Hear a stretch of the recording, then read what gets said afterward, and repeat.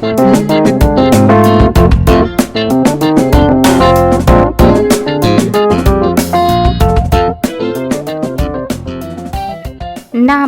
எவ்வளவு கலைகள் கற்றுக்கிட்டாலும் அது நமக்கும் நம்மை சார்ந்தவர்களுக்கும் எதிர்காலத்துக்கும் அது ரொம்பவே பயனுள்ளதாக இருக்கணும். புத்தி இல்லாத ஒருத்தன் ஒரு வித்தையை கற்றுக்கிட்டு அதை யாருக்குமே பயன்படாமல் கடைசியில் அவன் உயிரும் போனதில்லாமல் கூட இருந்தவங்க உயிரும் சேர்ந்து போயிடுச்சு. அப்படிப்பட்ட கதையை தான் இன்றைக்கி நாம் பார்க்க போகிறோம். Welcome to Recho's mythical stories. நான் உங்கள் ரோஷினி. அப்படியே சேனலை சப்ஸ்கிரைப் பண்ணிடுங்க குட்டீஸ். விசித்திரமான விக்ரமாதித்யன் கதைகள். இன்றைக்கி நாம் பார்க்க போகிற கதையுடைய பெயர் என்ன தெரியுமா குழந்தைகளா? சிங்கத்திற்கே உயிர் கொடுத்த மூவர். வேதாளத்தை தன் முதுகில் சுமந்துக்கிட்டு பயமே இல்லாமல் காட்டு வழியில் போய்கிட்டு இருக்கிற விக்ரமாதித்தன் கிட்ட வேதாளம் ஒரு கதை சொல்ல தொடங்குச்சான். என்ன கதை தெரியுமா?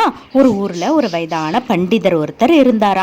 அவருக்கு 3 மகன்கள் இருந்தாங்களாம். சில காலம் கழித்து அவர் நோய்வாய்ப்பட்டு மரணப்படுக்கையில் படுத்திருந்த போது தன்னுடைய 3 மகன்களையும் அழைச்சி, நம்ம குடும்பம் ரொம்ப ஏழ்மை நிலையில் இருக்கிறதுனால நீங்கள் 3 பேரும் வேறு ஏதாவது ஊருக்கு போய் நல்லா சம்பாரித்து வாழுங்க அப்படின்னு சொல்லிட்டு இறந்து போயிட்டாரா.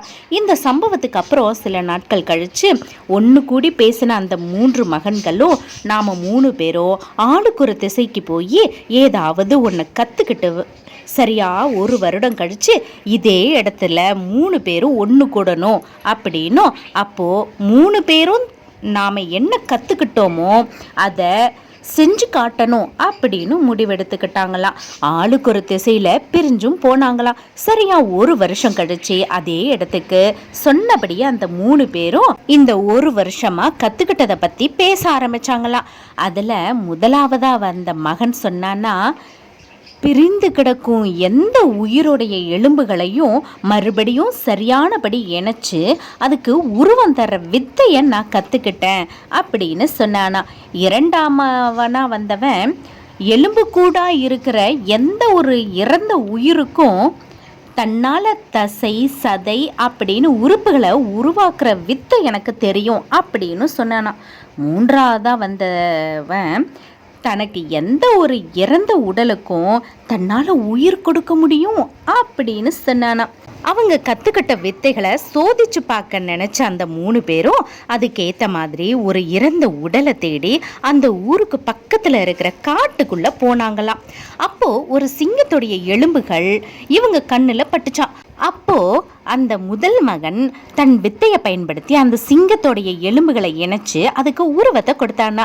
அப்புறம் 2ஆவது மகன் தன் வித்தையை பயன்படுத்தி அந்த எலும்பு கூட்டுக்கு தசை சதை அப்படின்னு உடலை உண்டாக்கினானா. இறுதியாக 3ஆவது மகன் தன் வித்தையை பயன்படுத்தி அந்த சிங்கத்துடைய உடலுக்கு உயிரை கொடுத்தானா.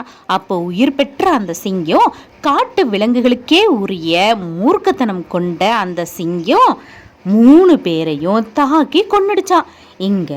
இந்த கதையை முடிச்ச வேதாளம் விக்ரமாதித்தன் கிட்ட கேள்வி ஒன்று கேட்டுதான். விக்ரமாதித்யா, சிறந்த வித்தைகளை கற்ற அம்மூவரும் இறந்து போன அச்சிங்கத்திற்கு உயிர் கொடுத்தனர். இருந்தும் 5 அறிவு கொண்ட அந்த விலங்கு தனக்கேயுரிய காட்டு விலங்கின் சுபாவத்தால் அம்மூவரையும் கொன்றுவிட்டது. இவ்விஷயத்தில் அந்த மூவரின் இறப்பிற்கான காரணம் யார் அப்படின்னு கேட்டுச்சா. அதுக்கு கொஞ்ச நேரம் யோசிச்ச விக்ரமாதித்தன் பதில் சொன்னாரா. அந்த 3ஆவது மகன் தான் காரணம். ஏனெனில் முதல் மகன் மற்றும் 2ஆவது மகன் அச்சிங்கத்திற்கு உடல் அமைப்பை மட்டுமே உண்டாக்கினார்கள். உயிரில்லாத பட்சத்தில் அது வெறும் இறந்த உடலாக மட்டுமே இருந்திருக்கும். ஆனால் 3ஆவது மகன் அச்சிங்கத்தின் உடலுக்கு உயிர் கொடுத்த காரணமே அச்சிங்கம் உயிர் பெற்று அவர்களை கொன்றது. ஆகவே இத்துயர சம்பவத்திற்கு அந்த 3ஆவது மகனே காரணம் அப்படின்னு சரியான பதில சொல்லவும் வேதாளம் மறுபடியும் பறந்து போய் முருங்கை மரத்துல உட்காந்துக்குச்சான். என்ன குழந்தைங்களா, கதை பிடிச்சிருக்கா? உங்களுடைய குட்டி குட்டி ஃப்ரெண்ட்ஸுங்களுக்கும் கதையை ஷேர் பண்ணுங்க, சேனலை சப்ஸ்கிரைப் பண்ணுங்க, மறக்காம லைக் பண்ணிடுங்க. தேங்க்யூ.